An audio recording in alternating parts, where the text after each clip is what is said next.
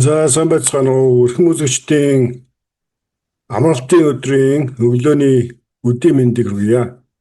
Өнөөдөр 2026 оны 6 сарын 21 ням гараг.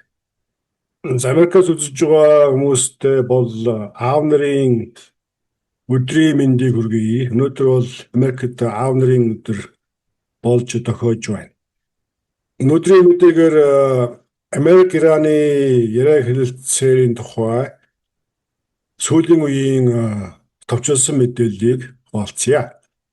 За өдөртөө мэдэж байгаа өнгөрөгч баасан гарагт Америк-Ираны талууд уулзаж гэрээ яриа хэлэлцээр эхлүүлэхээр за бүр анхандаа бол энэхүү баасан гарагт гэрээнд гараа үсэг зурах ийм ёслол төлөвлөсөн боловч үүнийг Яруу санд руу лог гарагт гараа үсэг зурсан байдаг.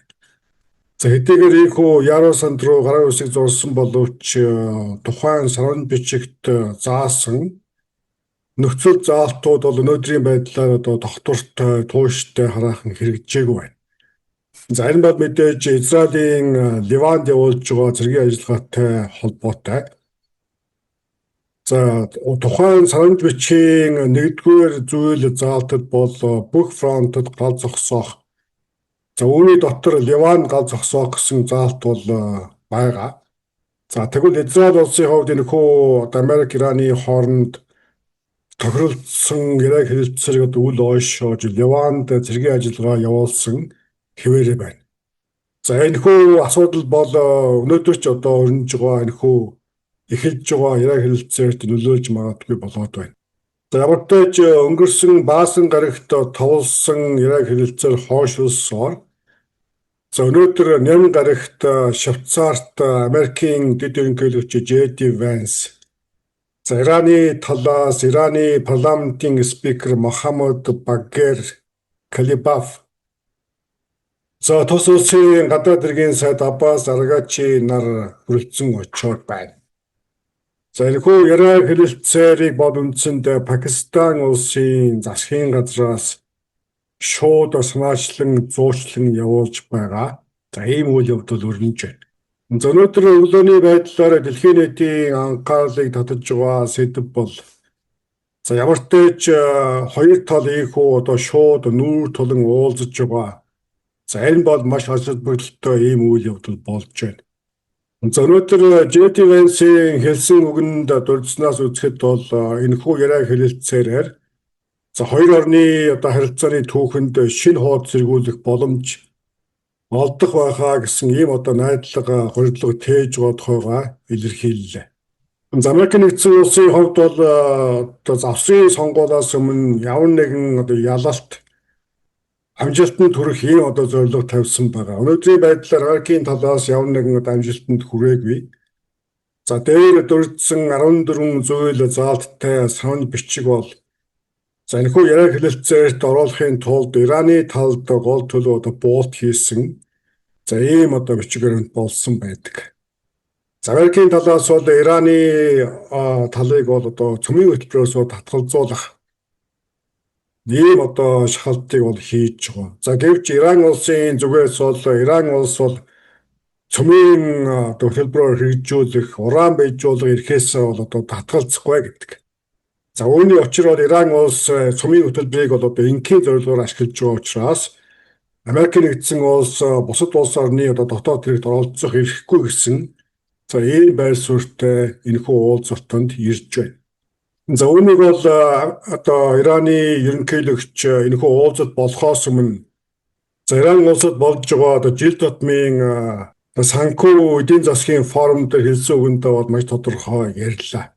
За Ираны ерөнхийлөгч Масуд Пезешкианы ярьснаас үзэхэд бол Иран улс цөмийн хөтөлбөр хэрэгжүүлэх уран бийжүүлэх эрхээсээ татгалзахгүй.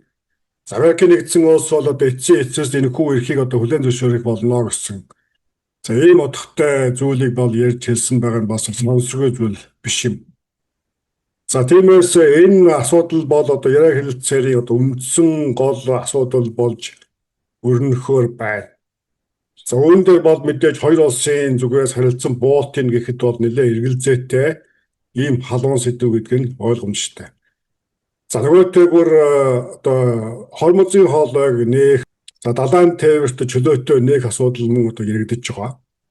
За хормозын хоолойд Иран улс хяналтаа тогтоож одоо мин байршуулж арилжааны хөлөг онгоцыг одоо зөвхөн Ираны зөвшөөрлөөр одоо төлбөртөө нэвтрүүлэх, за ийм системд бол Иран улс эргэлт буцалтгүй орсон гэдгээ бол зарлж байгаа.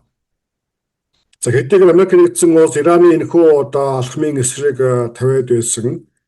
За цэргийн хөлөг онгоцоор Ираны одоо бомбуудыг чиглэсэн, мөн Ираны бомбоос гадагшилж байгаа далайн тээвэрт тавиад байсан хориг саадаа бол цуцулсан байдаг. За гэвч өчигдрийн байдлаар Израилийн Леванд явуулж байгаа цэргийн ажиллагааны улмаас за Иран улс пүрэв баригт түр хугацаагаар одоо нээгээд байсан хормозын хоолойг дахин хаасан, за ийм үйл явдал одоо үргэлжилж байна. За Иран улс түр хугацаагаар энэхүү одоо хормозын хоолойг чөлөөлж нээж байгаа боловч за Иран улсын зүгээс идэвхтэй сурталчилж байгаа нэг одоо ойлголт бол за хормозын хоолой дайны өмнөх шиг одоо чөлөөтэй хизээч одоо нэгдэхгүй гэдэг. За далайн тээвэрт чөлөөтэй нэгдсэн ч гэсэн тухайн хоолойгоор өнгөрч байгаа бүх далайн одоо тээвэр Иран улсад бүртгүүлж улмаар тодорхой хэмжээний төлбөр төлөх ёстой гэдэг. За энэ байдал цаашдаа бол одоо үргэлжилнэ гэсэн ийм байр суурийг илэрхийлж байгаа. За Иран улсын хувьд бол одоо хормозын хоолойгоор өнгөрөх далайн тээврээс одоо хураамж авна гэж нэрлж байсан бол одоо бол энэхүү одоо хэлээ өөрчилж, за үүний оронд хормозын хоолойгоор өнгөрөх одоо даатгалын хураамж гэсэн байдалтайгаар сурталчлан таниулж байгаа. За тиймээс одоо 2 сар гаруй үргэлжилсэн дайныг зогсоох, за энэ яриг хэлэлцээрийн одоо үндсэн сэдэв бол цөмийн хөтөлбөр, мөн одоо хормозын хоолой гэсэн 2 сэдэвт тулгуурлаж өрнөхөөр байна. За ийхүү хоёр тал уулзаж яриг хэлэлцээг эхлүүлсэн боловч энэ хугацаанд Израиль улсын Ливанд өрнүүлж байгаа цэргийн ажиллагаа үргэлжилсээр байна. За тиймээс магадгүй дээрх сэдвүүдээр цаашдаа яриаг хэлэлцээр одоо өрнүүлэхээс өмнө Иран улсын хувьд Израиль улсыг Ливан улсаас одоо гаргах шахалтыг Америкийн талд тавина гэсэн ийм одоо хүлээлттэй байна. За ийхүү ямартай ч 2 сар гаруй үргэлжилсэн дайн дэжин сөргөлдөөний дараагаар хоёр орон ийхүү шуцаар улсад нүүр тулан яриаг хэлэлцээрийг эхлүүллээ. За тиймээс цаашдаа энэхүү яриаг хэлэлцээр ямар төвшөнд өрнөж хэрхэн одоо ямар үр дүнд хүрэх тухай цаг тухай үрдэн манаас угаас шуурхай иргэн мэдээлэх болно. Дараагийн мэдээгээр тутахгүй болцъя.